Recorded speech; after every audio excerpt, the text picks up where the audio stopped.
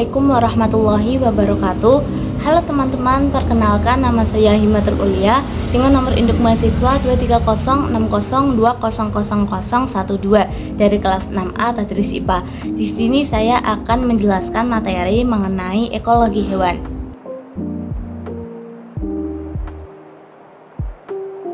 Sebelumnya kita perlu mengetahui mengenai apa itu ekologi hewan. Nah, ekologi hewan ini tersusun atas dua kata, yaitu ekologi dan juga hewan. Ekologi memiliki arti ilmu yang mempelajari mengenai ekosistem. Ekosistem sendiri merupakan interaksi antara makhluk hidup dengan lingkungannya, sehingga ekologi hewan yaitu ilmu yang mempelajari interaksi hewan dengan lingkungannya. Lalu, mengapa kita perlu mempelajari mengenai ekologi hewan? Jadi ekologi hewan penting untuk dipelajari karena dengan mempelajarinya dapat memberikan nilai-nilai terapan dalam kehidupan manusia seperti menyangkut masalah-masalah pertanian, perkebunan, perikanan, kesehatan yang tentu akan berdampak pada manusia. Kita manusia hidup di alam semesta ini tidak sendirian, akan tetapi berdampingan baik dengan makhluk tak hidup atau komponen abiotik dan juga makhluk hidup lain yakni tumbuhan dan hewan. Oleh karena itu penting bagi kita untuk mempelajarinya. Hewan memiliki banyak manfaat bagi kehidupan manusia seperti yang dijelaskan dalam Al-Quran Surat An-Nahl ayat 5 yang berarti, dan dia telah menciptakan binatang ternak untuk kamu, padanya ada bulu yang menghangatkan dan berbagai-bagai manfaat dan sebagiannya kamu makan. Nah, dalam ayat tersebut menunjukkan manfaat hewan bagi manusia yakni sebagai sumber bahan pangan dan juga sumber bahan sandang. Dalam mempelajari ekologi hewan, kita pasti akan menemukan beberapa istilah, diantaranya yakni habitat dan niche.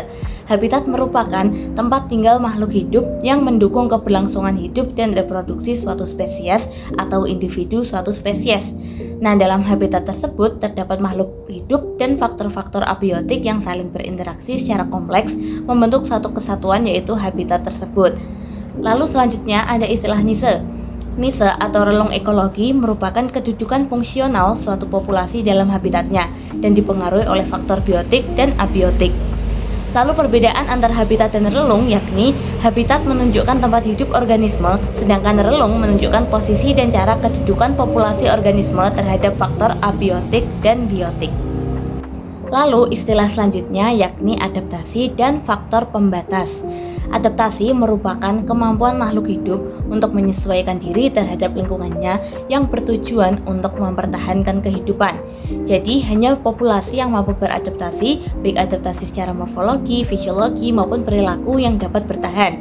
Sedangkan populasi yang tidak mampu beradaptasi harus pindah ke lingkungan yang sesuai dengan kebutuhannya, atau jika tidak pindah maka mereka akan mati. Lalu istilah selanjutnya yakni faktor pembatas.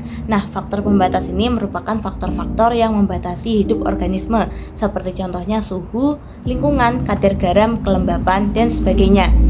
Nah, faktor pembatas ini digunakan organisme untuk menentukan apakah suatu organisme dapat hidup dan berkembang dalam suatu ekosistem.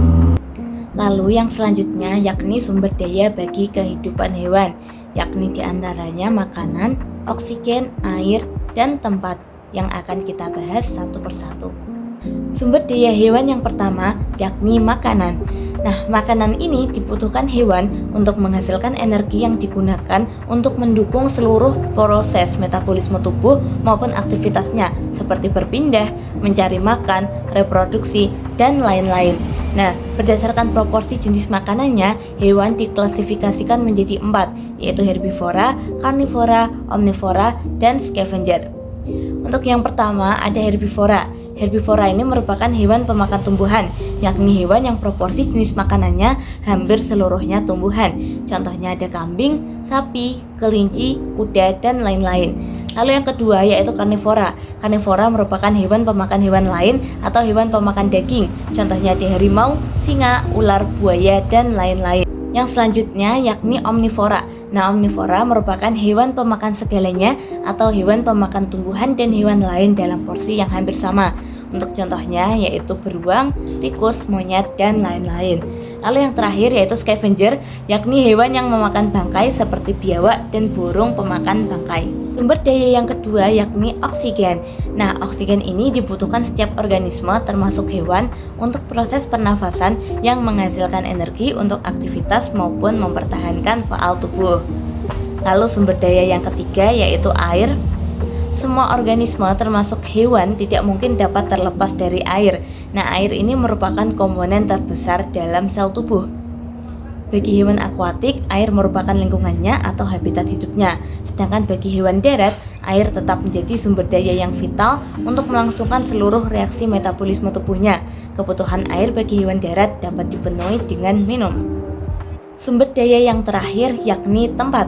Tempat ini merupakan sumber daya yang penting bagi hewan sebagai lokasi untuk membangun sarang, untuk istirahat, untuk mencari makan, berkembang biak, dan aktivitas lainnya.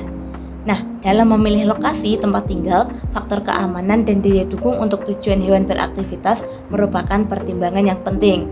Sebagai contoh, lokasi untuk sarang burung yang terletak di atas pohon itu dipilih berdasarkan faktor keamanan sehingga sulit dijangkau oleh predator. Lalu contoh lainnya yakni lokasi tempat tinggal hewan tangkasi. Tangkasi ini merupakan hewan nokturnal atau aktif pada malam hari dan beristirahat pada siang hari. Tangkasi biasa tinggal di lubang pohon atau celah pada pepohonan. Nah, pemilihan lokasi ini didasarkan pada faktor keamanan dan kenyamanan supaya terlindung dari sinar matahari. Selanjutnya, kita akan membahas mengenai adaptasi hewan. Adaptasi hewan ada 3, yakni adaptasi morfologi, fisiologi, dan adaptasi perilaku yang akan kita bahas satu persatu. Adaptasi yang pertama yaitu adaptasi morfologi. Adaptasi morfologi merupakan penyesuaian diri hewan terhadap perubahan faktor lingkungan dengan cara memodifikasi struktur dan bentuk atau warna bagian tubuh luar dan bagian dalam. Nah, untuk contoh dari adaptasi morfologi bisa teman-teman lihat. Di sini saya mengambil 5 contoh adaptasi morfologi. Yang pertama yaitu modifikasi alat gerak. Alat gerak hewan mengalami modifikasi bentuk sesuai dengan fungsinya. Sebagai contoh, di situ tungkai kelelawar berubah bentuk menjadi parasut sesuai dengan fungsinya yakni untuk terbang. Lalu tungkai pada paus berubah menjadi bentuk model dayung untuk berenang. Lalu yang selanjutnya yaitu modifikasi bentuk dan ukuran paruh burung. Bentuk dan ukuran paruh burung menggambarkan bentuk adaptasinya terhadap jenis makanannya. Sebagai contoh, pada burung kakak tua memiliki bentuk paruh tebal bengkok dengan ujung runcing yang diadaptasikan untuk fungsi mencongkel buah. Lalu pada paruh burung pipit berbentuk kecil pendek yang berfungsi untuk memakan biji. Selanjutnya, modifikasi yang ketiga yaitu modifikasi bentuk gigi. Yaitu bentuk gigi pada hewan ini juga mengalami modifikasi sesuai dengan fungsinya. Contohnya pada ular berbisa yakni ular kobra, sepasang taringnya mengalami modifikasi menjadi bentuk jarum suntik untuk memasukkan atau menyemprotkan bisa ke mangsanya. Sedangkan pada hewan herbivora, gigi seri depan berfungsi untuk memotong tumbuhan dan geraham untuk mengunyah dan memamah tumbuhan. Lalu ada modifikasi struktur kaki pada burung. Pada kaki elang itu memiliki struktur kokoh dan cakar yang tajam untuk menangkap dan membunuh mangsa, sedangkan pada kaki angsa memiliki modifikasi dengan tumbuhnya selaput renang untuk berenang. Dan adaptasi morfologi yang terakhir yakni corak warna kulit dan bulu atau rambut. Nah, contohnya warna kulit singa diadaptasikan untuk warna latar belakang pada habitatnya sehingga tersamar dari pandangan mangsa. Selain itu, burung-burung malam memiliki warna bulu yang suram atau tidak mencolok sebagai bentuk dari penyamaran. Adaptasi yang kedua yakni adaptasi fisiologi. Adaptasi fisiologi merupakan penyesuaian diri hewan terhadap perubahan faktor lingkungan melalui fungsi kerja organ tubuh. Nah, contoh dari adaptasi fisiologi diantaranya yaitu yang pertama, perubahan eritrosit karena perubahan ketinggian tempat kadar oksigen. Jadi kadar oksigen di dataran tinggi itu lebih rendah dibandingkan dengan di dataran rendah. Hewan memiliki kemampuan beradaptasi secara fisiologi dengan meningkatkan kadar sel darah merah atau eritrosit di dalam tubuhnya. Nah, sel darah merah ini mengandung hemoglobin yang berperan dalam pengangkutan oksigen. Lalu contoh yang kedua yaitu hewan ruminansia memodifikasi bentuk lambungnya. Bentuk lambung hewan ruminansia itu dimodifikasi menjadi lambung kompleks, yaitu pada rumen terdapat mikroorganisme yang menghasilkan enzim selulase yang dapat memecah selulosa, di mana selulosa merupakan kandungan utama tumbuhan yang dimakan hewan ruminansia. Lalu contoh yang ketiga yaitu hewan-hewan penghisap darah seperti lintah, pacet, dan nyamuk itu dapat menghasilkan zat antikoagulasi darah sehingga tempat mereka menempel atau menghisap darah tidak terjadi pembekuan darah. Lalu contoh yang terakhir yakni penglihatan dan pendengaran yang sangat tajam yang dimiliki oleh burung hantu yang memungkinkannya untuk dapat melihat di malam hari. Adaptasi yang ketiga yaitu adaptasi tingkah laku. Adaptasi tingkah laku merupakan penyesuaian diri hewan terhadap perubahan faktor lingkungan melalui perilaku khusus. Nah, untuk contoh dari adaptasi tingkah laku, yang pertama yaitu monyet Jepang yang berada di Jikokudani Monkey Park. Monyet-monyet tersebut akan mendatangi suatu lembah di musim dingin dan mencari makan di tempat lain pada musim-musim panas. Monyet-monyet tersebut akan turun dari lereng-lereng dan hutan pada musim dingin untuk duduk berendam di kolam hangat, dan mereka akan kembali ke hutan pada sore hari. Untuk contoh yang kedua yakni pada monyet Jepang di Pulau Koshima yang memiliki adaptasi perilaku dengan mencuci ubi dengan air laut sebelum memakannya. Lalu contoh yang ketiga yaitu pada Hamadryas babon yang tinggal di Ethiopia yang hidup di savana dengan sedikit pohon, memilih untuk tidur di lereng-lereng batu yang curam untuk menghindari predator pada malam hari. Contoh lain dari adaptasi tingkah laku yakni monyet hitam Sulawesi yang lebih sering tidur di ujung-ujung dahan dengan alasan agar mudah bangun jika ada predator yang merayap pada dahan tersebut. Dan contoh yang terakhir yakni monyet ekor panjang yang terdapat di pusuk Lombok. Mereka lebih sering berkumpul di pinggir jalan untuk mendapatkan makanan dari pengguna jalan. Baik, sekian materi mengenai ekologi hewan yang dapat saya sampaikan.